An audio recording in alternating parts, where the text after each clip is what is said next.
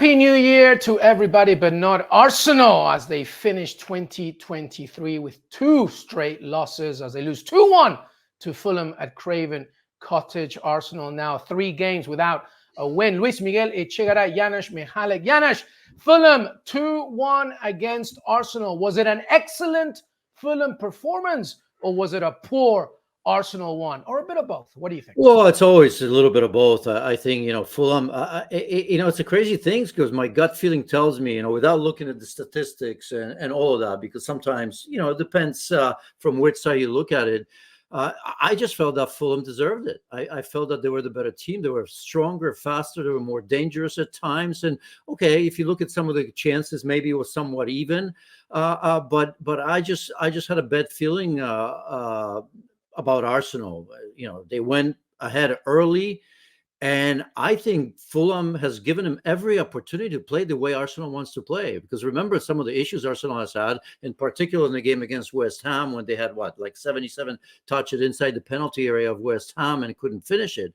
They often have to deal with low-lying defenses where it's difficult. But here, they scored the first goal early in a great transition. And after that, they had the opportunities and they didn't take advantage of that.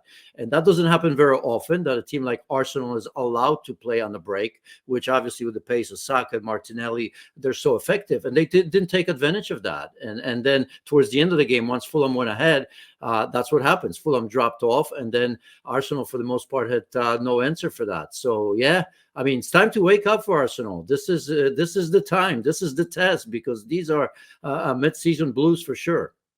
Yeah, it's obviously a very difficult December for everybody involved, but Arsenal now with losses against Aston Villa, losses against Fulham, of course, and couldn't get, as I said, a win in the last straight 3. The narrative of this game, Janusz, was obviously Bukayo Saka opening the score and Raúl Jiménez coming back as well and equalizing for Fulham, and then Cordoba Reed getting that winner. But when you look at the tail of the tape, Janusz, obviously the majority of the possession went to Arsenal. But when you look at the shots on target, even though there were a lot of shots from both sides, Fulham had 14, I believe, Arsenal 13, but Arsenal only 3 shots on target. Is this the same narrative as before? What do Arsenal need to do?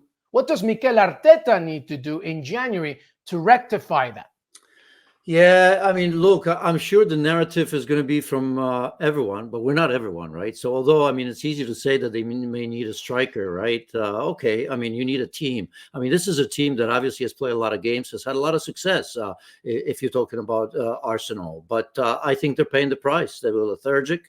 So, to answer your question, it's not just a striker, because I just have a feeling that they're not getting the contribution from everyone as well. If you look at that bench, the names may be big enough, but even looking at last season, if you remember, Luis, it just that production of the bench is not happening. In other words, I'm not even talking about goals or assists necessarily, but somebody that lifts the team and takes over the game or takes over the position of or area in the pitch, right? Somebody that controls the game. Because one of the biggest issues was that after going ahead early, Arsenal didn't control the game, and you could see that they were tired.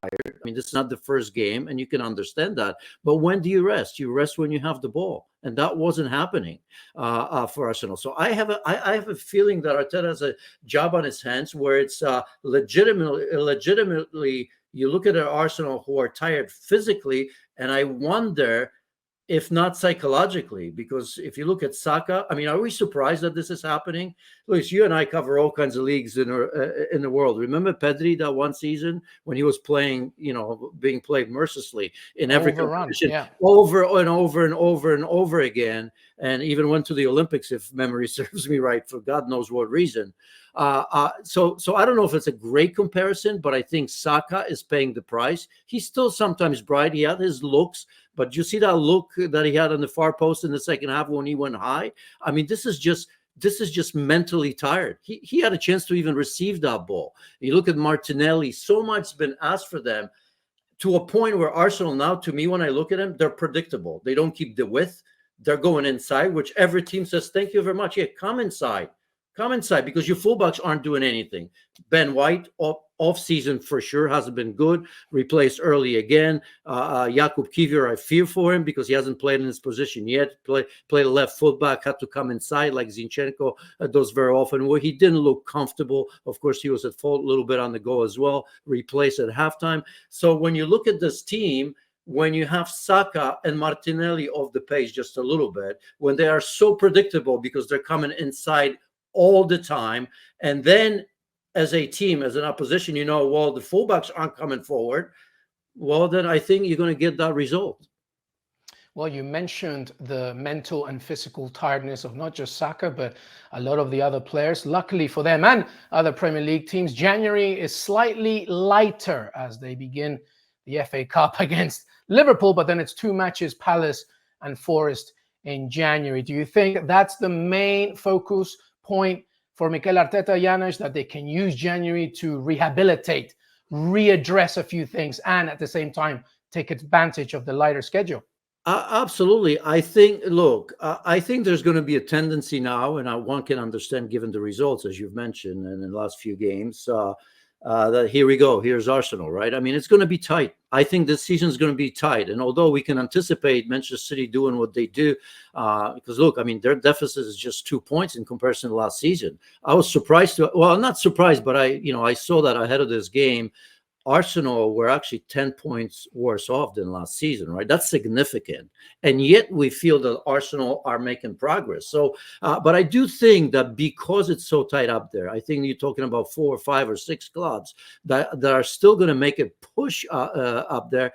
I just think that there's time. You just got to bounce. You got to keep up with the Joneses, as we say here very often. And because I think this is not going to be a season where Manchester City, or I don't know, Liverpool, but Manchester City mostly, I don't have a feeling that you're going to see a team, going on those runs that we've seen from Manchester City of 8, 9, 10, 11 wins in a row. I just, my gut tells me that the league this season is more competitive, that you're going to see teams dropping points, and you just have to make sure that from game to game you got to keep up. So that little bit of a break, although I don't know how much of a break there is, because I think they got Liverpool in the League's Cup as well, right? So that's 2 games in the semifinals, if memory serves me right.